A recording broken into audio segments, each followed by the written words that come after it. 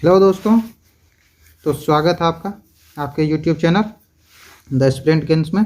तो जैसा कि दोस्तों हिस्ट्री का ये पार्ट 2 है। इससे पहले पार्ट 1 आ चुका है, जिसे आप हमारे चैनल पर जाकर देख सकते हैं। दोस्तों आज का वीडियो हमारा ब्राह्मण साम्राज्य से है और भारत के जो यवन राज्य थे उनसे है, और कुषाण और संगम युगीन से है। तो आज उन सभी से जितने भी मोस्ट इम्पोर्टेंट क्वेश्चन बन सकते थे हम बना के लाए हैं, ताकि आप यदि इन्हें पढ़ कर जाते हैं और एग्ज़ाम में रिलेटेड इससे कोई भी क्वेश्चन आते हैं तो आप उसे ज़रूर हल कर पाएंगे। तो चलिए आज का हमारा टॉपिक स्टार्ट करते हैं। तो आज का हमारा पहला क्वेश्चन है कि शुंग वंश के संस्थापक कौन थे। तो शुंग वंश के संस्थापक हमारे दोस्तों पुष्यमित्र शुंग थे। अब आता है आज का अगला क्वेश्चन कि इंडो यूनानी शासक मिनांडर को किसने पराजित किया था। तो मिनांडर को पुष्यमित्र शुंग ने पराजित किया था। उसके बाद आज का हमारा तीसरा क्वेश्चन है कि भरहुत स्तूप का निर्माण किसने करवाया था। तो भरहुत स्तूप का भी निर्माण पुष्यमित्र शुंग ने करवाया था। और दोस्तों पुष्यमित्र शुंग ने ही अश्वमेघ यज्ञ भी करवाया था, और इन्होंने अश्वमेघ यज्ञ 2 बार करवाया था। इनके लिए जो अश्वमेघ यज्ञ था दोस्तों वो पतंजलि ने करवाया था। तो ये भी एक पॉइंट है जो कि आप पुष्यमित्र शुंग के बारे में याद रख सकते हैं। और दोस्तों जो पॉइंट आपको लगे कि इम्पोर्टेंट है, चाहे आपके अनुसार आपको लगे कि आप उन्हें नोट डाउन कर लें, ताकि आपको फिर से उसे एक बार देखने में आसानी हो। अब चलिए अगले क्वेश्चन पे चलते हैं कि शुंग वंश का अंतिम शासक कौन था। तो शुंग वंश का अंतिम शासक देवभूति था। अब आते हैं नेक्स्ट क्वेश्चन पे।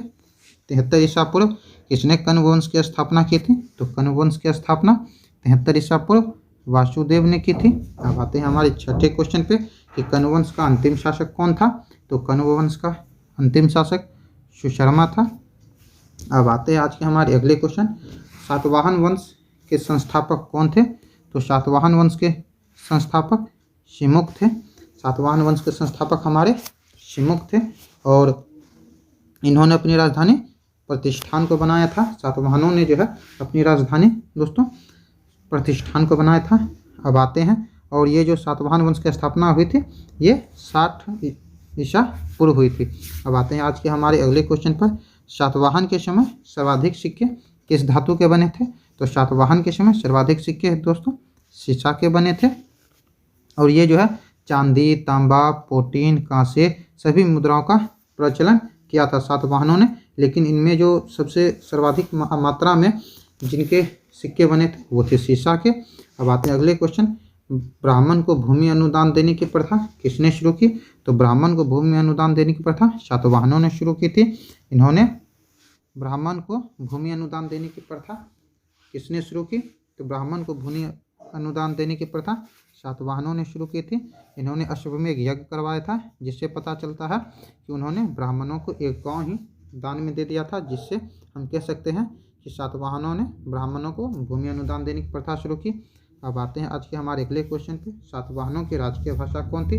तो यदि राजकीय भाषा जाए तो वो प्राकृति हो जाएगी, और यदि दोस्तों हमसे लिपि पूछ दिया जाए तो वो ब्राह्मी लिपि हो जाएगी।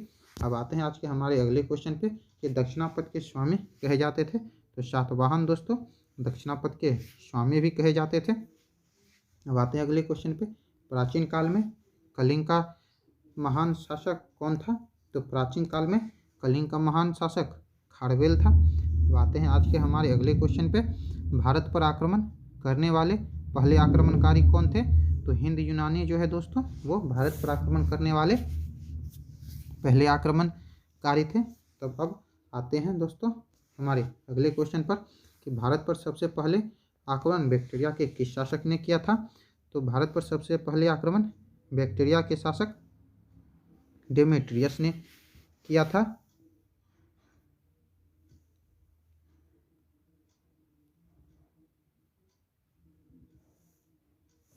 और दोस्तों डेमेट्रियस ने 190 ईसा पूर्व में भारत पर आक्रमण किया था, और पंजाब, अफगानिस्तान एवं सिंध के बहुत बड़े भाग पर अधिकार कर लिया था, और डेमेट्रियस ने अपनी राजधानी शाकल को बनाया था।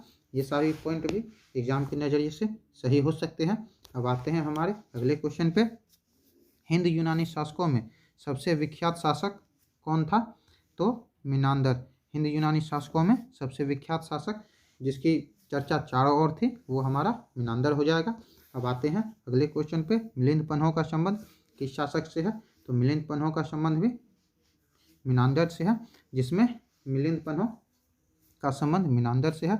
और इसमें जो है मिनांदर प्रश्न करते हैं और नागसेन द्वारा इसका जवाब दिया जाता है, और यही जो है क्वेश्चन आंसर मिलिंद पन्हो किताब में दर्शाया गया है। अब आते हैं हमारे अगले क्वेश्चन पे। भारत में सबसे पहले सोने के सिक्के किसने जारी किए?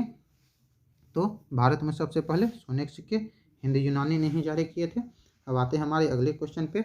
यूनानियों के बाद भारत में कौन आए? तो यूनानी के बाद भारत शक आए थे। उसके बाद आते हैं अब हमारे 19वें क्वेश्चन पे कि विक्रम संवत की शुरुआत हुई थी। तो विक्रम संवत की शुरुआत 58 ईसा पूर्व में हुई थी। तो दोस्तों आगे बढ़ने से पहले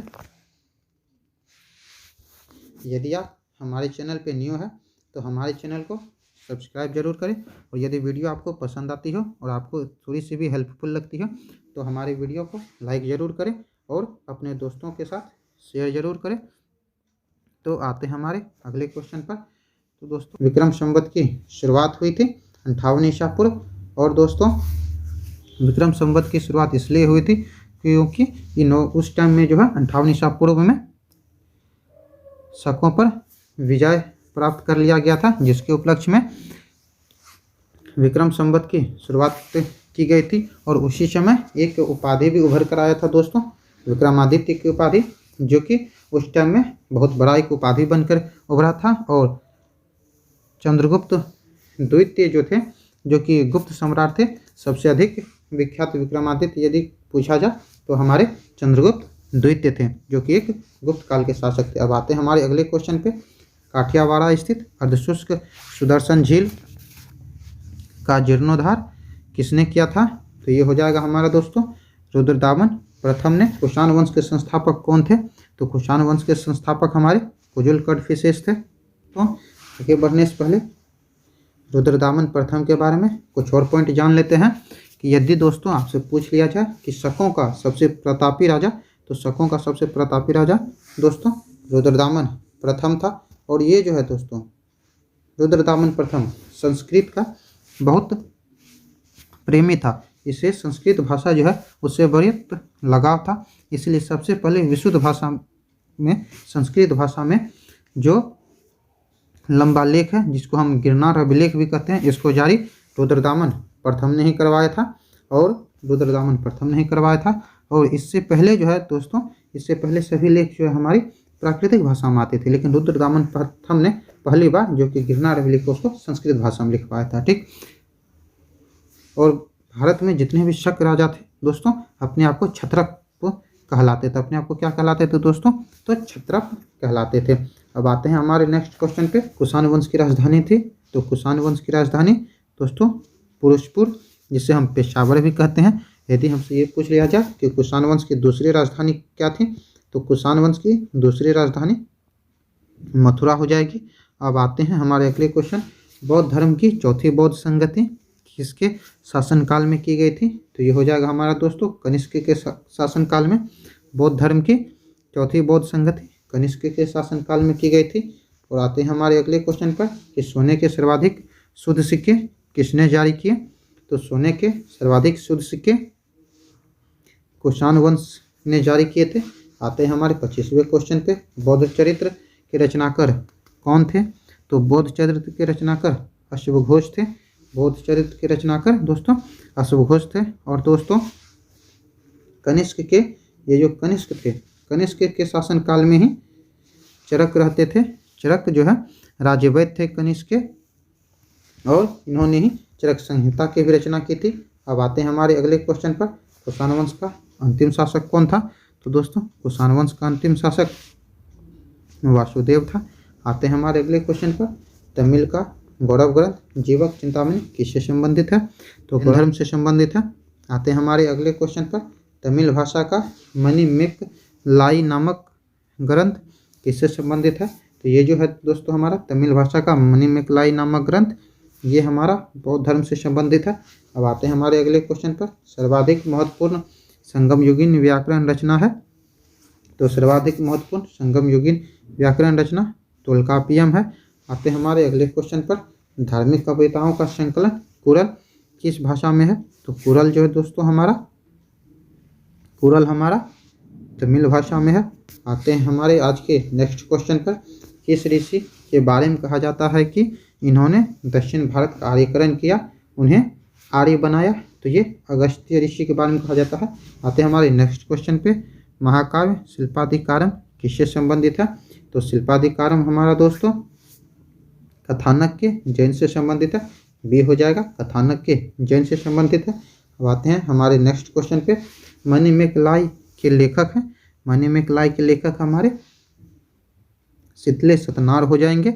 आते हैं हमारे आज के नेक्स्ट और आज के क्लास का हमारा ये लास्ट क्वेश्चन होगा दोस्तों। तो आज का हमारा लास्ट क्वेश्चन है, तमिल काव्य का इलियड कहा जाता है। तो इलियड जो है दोस्तों कहा जाता है शिल्पाधिकारम को इलियड कहा जाता है, शिल्पाधिकारम को इलियड कहा जाता है। और दोस्तों तमिल काव्य का ओडिसी जो है ये मणिमेखलाई को कहा जाता है। ये भी एक क्वेश्चन हो सकता है। तो दोस्तों यदि आपको ये वीडियो पसंद आई हो और आपको लगा हो कि ये वीडियो आपके लिए इन्फॉर्मेटिव है तो हमारे चैनल द एस्पिरेंट गेम्स को सब्सक्राइब जरूर करें और वीडियो को लाइक और कमेंट जरूर करें और अपने दोस्तों के साथ ज़रूर शेयर करें। और दोस्तों बेल आइकन को दबाना ना भूलें ताकि हमारे जितने भी वीडियो हैं वो सबसे पहले आप तक पहुँचे।